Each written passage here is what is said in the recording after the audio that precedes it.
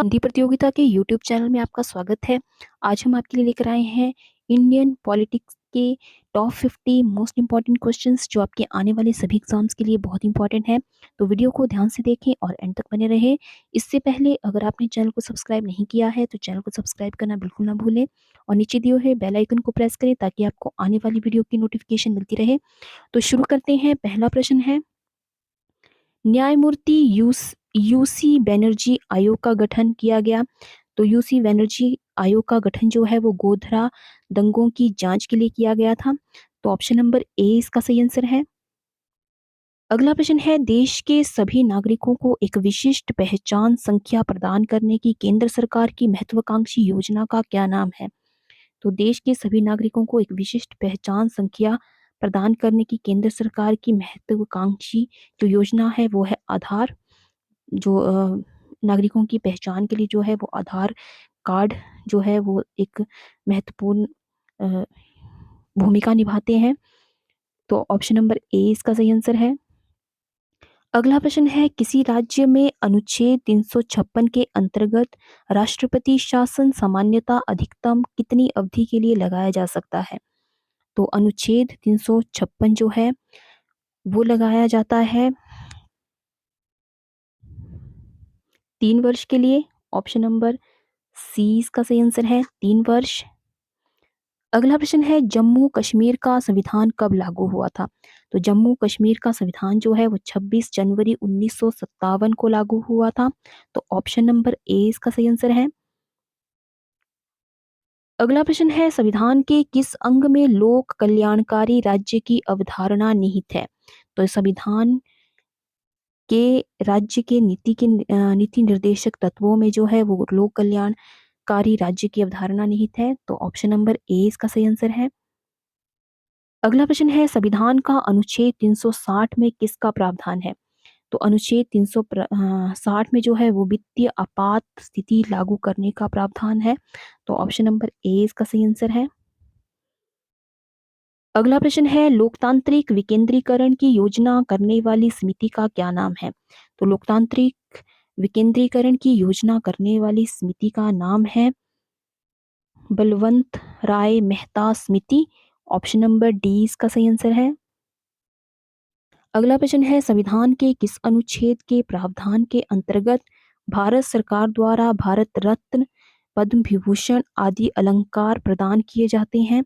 तो ये सभी जो अलंकार हैं वो अनुच्छेद 18 में के तहत जो है वो प्रदान किए जाते हैं। तो ऑप्शन नंबर डी इसका सही आंसर है। अगला प्रश्न है, राष्ट्रपति के त्यागपत्र की सूचना उपराष्ट्रपति किसको देता है। तो राष्ट्रपति के त्यागपत्र की सूचना जो है राष्ट्रपति लोकसभा अध्यक्ष को देता है। ऑप्शन नंबर सी इसका सही आंसर है। अगला प्रश्न है, गोवा को 25वां राज्य का दर्जा कब दिया गया था। तो गोवा को 25वें राज्य का दर्जा जो है वो 30 मई 1987 को दिया था। ऑप्शन नंबर सी इसका सही आंसर है। अगला प्रश्न है, सिक्किम भारत का 22वां राज्य कब बना था। तो सिक्किम भारत का 22वां राज्य बना था 26 अप्रैल 1975 को। तो ऑप्शन नंबर सी इसका सही आंसर है। अगला प्रश्न है, हिमाचल प्रदेश को पूर्ण राज्य का दर्जा कब मिला था। तो हिमाचल प्रदेश को पूर्ण राज्य का दर्जा मिला था 25 जनवरी 1971 को। तो इसका सही आंसर है ऑप्शन नंबर ए। अगला प्रश्न है, भारत के प्रथम राष्ट्रपति कौन थे। तो भारत के प्रथम राष्ट्रपति थे doctor Rajendra Prasad. Option number A इसका सही आंसर है। अगला प्रश्न है, संविधान निर्माण कार्य में कुल व्यय हुआ था।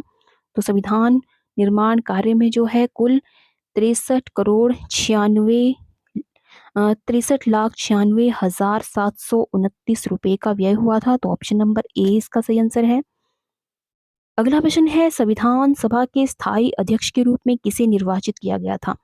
संविधान सभा के स्थायी अध्यक्ष के रूप में जो है डॉक्टर राजेंद्र प्रसाद को निर्वाचित किया गया था। तो ऑप्शन नंबर सी इसका सही आंसर है।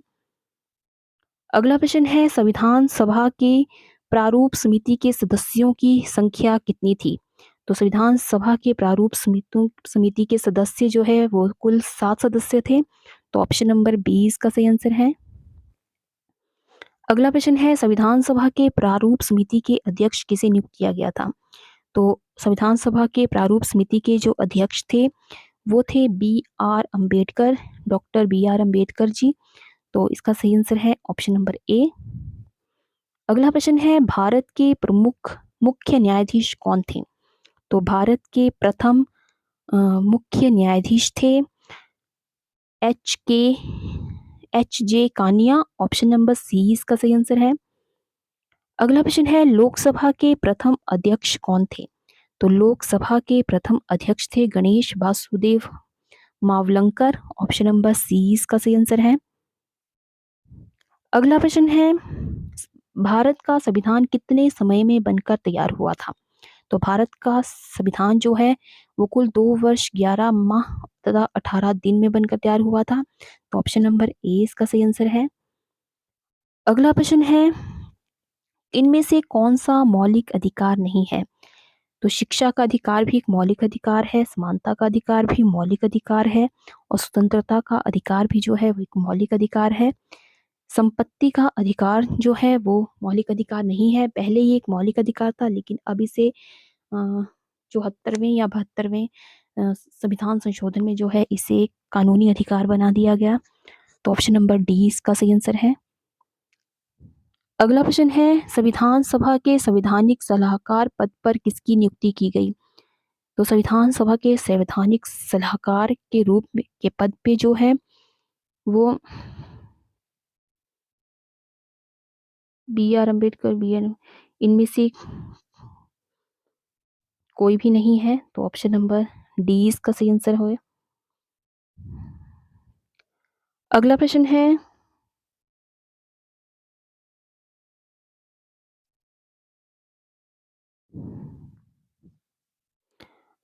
अच्छा, तो संवैधानिक सलाहकार के पद पर जो है वो डॉक्टर बी आर अम्बेडकर की नियुक्ति की गई थी। तो ऑप्शन नंबर बी इसका सही आंसर है। संविधान सभा के संवैधानिक सलाहकार जो है वो बी एन राव ही थे। तो ऑप्शन नंबर बी इसका सही आंसर होगा। अगला प्रश्न है, 9 दिसंबर 1946 को संविधान सभा की प्रथम बैठक हुई, किस प्रमुख राजनीतिक दल में इसका बहिष्कार किया गया था?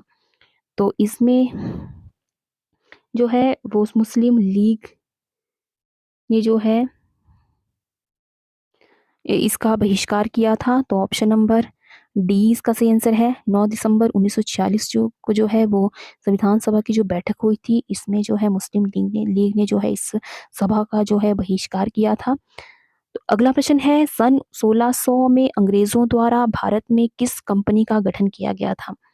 तो सन 1600 में अंग्रेजों द्वारा भारत में ईस्ट इंडिया कंपनी का गठन किया गया था। तो ऑप्शन नंबर बी इसका सही आंसर है।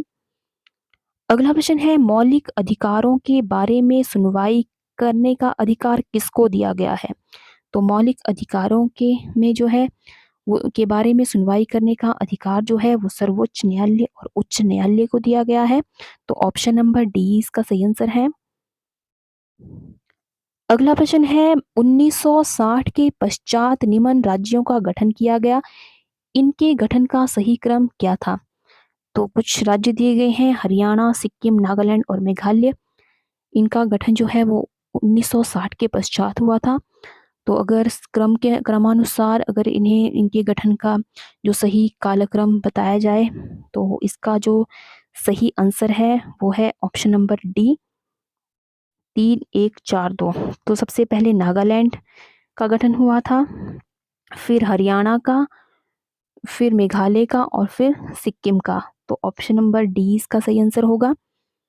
अगला प्रश्न है, संघीय क्षेत्रों के दिन प्रतिदिन का प्रशासन कौन देखता है? तो संघीय क्षेत्रों के दिन प्रतिदिन का प्रशासन जो है वो राष्ट्रपति देखता है। तो ऑप्शन नंबर बी इसका सही आंसर है। अगला प्रश्न है, राज्य पुनर्गठन अधिनियम 1956 में समस्त देशों को 14 राज्यों तथा 6 संघीय क्षेत्रों में विभक्त किया गया था। तो ऑप्शन नंबर बी इसका सही आंसर है। अगला प्रश्न है भाषा के आधार पर सर्वप्रथम गठित किए जाने वाला राज्य कौन सा था? तो भाषा के आधार पर जो है वो आंध्र प्रदेश को सर्वप्रथम गठित किया था। तो ऑप्शन नंबर बी इसका सही आंसर है। अगला प्रश्न है भाषा के आधार पर राज्यों का पुनर्गठन कब किया गया था? तो भाषा के आधार पर राज्यों का पुनर्गठन किया गया था 1956 में। ऑप्शन नंबर सी इसका सही आंसर है। अगला प्रश्न है वर्तमान समय में भारत के कुल कितने राज्य तथा संघीय क्षेत्र हैं? तो वर्तमान में जो है वो भारत के कुल 29 राज्य और 7 संघीय क्षेत्र हैं। तो ऑप्शन नंबर सी इसका सही आंसर है।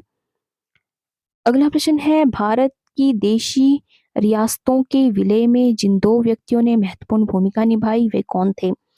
तो भारत की देशी रियासतों में के विलय में जो है जिन दो व्यक्तियों ने महत्वपूर्ण भूमिका निभाई थी वो थे सरदार पटेल और BP Menon. Option number B इसका सही आंसर है। अगला प्रश्न है स्वतंत्रता के समय भारत में कितने प्रकार की राजनीतिक इकाइयां थी? तो स्वतंत्रता के समय जो है भारत में कुल 2 राजनीतिक इकाइयां थी। तो ऑप्शन नंबर ए इसका सही आंसर है। अगला प्रश्न है संवैधानिक संघ को क्या नाम प्रदान करता है? तो संविधान भारतीय संघ को जो है इंडियन अथवा भारत नाम प्रदान करता है। तो ऑप्शन नंबर ए इसका सही आंसर है। अगला प्रश्न है भारत में राजनीतिक शक्ति का प्रमुख स्रोत क्या है? तो भारत में राजनीतिक शक्ति का प्रमुख स्रोत है जनता। ऑप्शन नंबर डी इसका सही आंसर है। अगला प्रश्न है संविधान की प्रस्तावना में स्वतंत्रता समानता तथा बंधुत्व के उद्देश्यों को जोड़ने की प्रेरणा कहाँ से मिलती है?